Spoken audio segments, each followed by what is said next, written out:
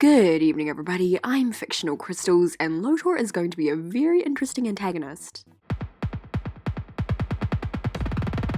Prince Lotor is the upcoming antagonist on Voltron Legendary Defender. Lotor was also the main villain on the 80s version of Voltron, Voltron Defender of the Universe. He was quite a comical villain in that version of Voltron. Prince Lotor, your meme potion is ready.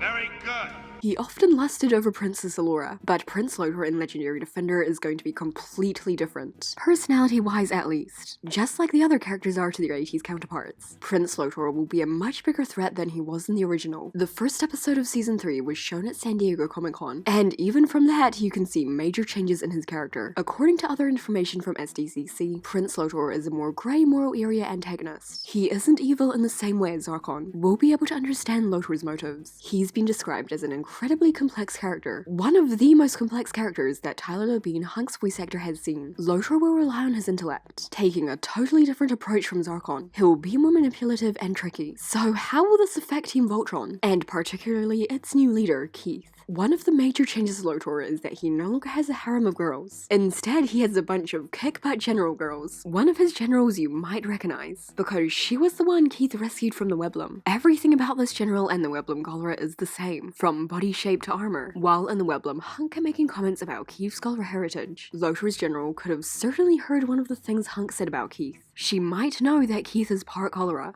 Also, he's galra. What, do you guys all know each other?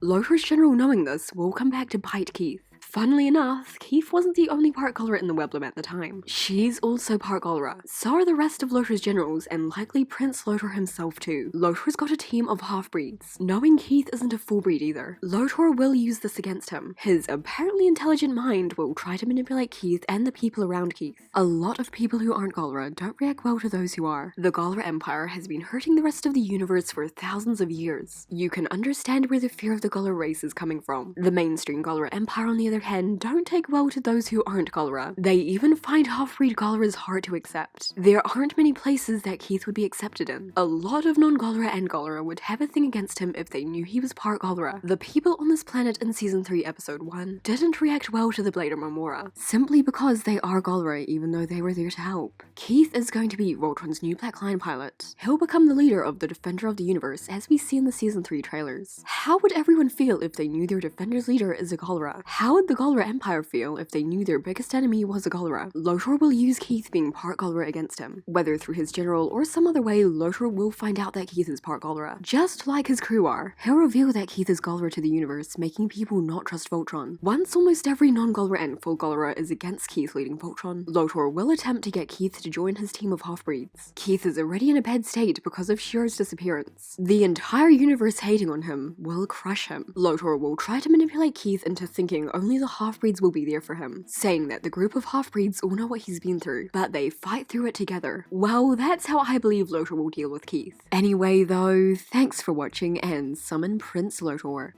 I have to go!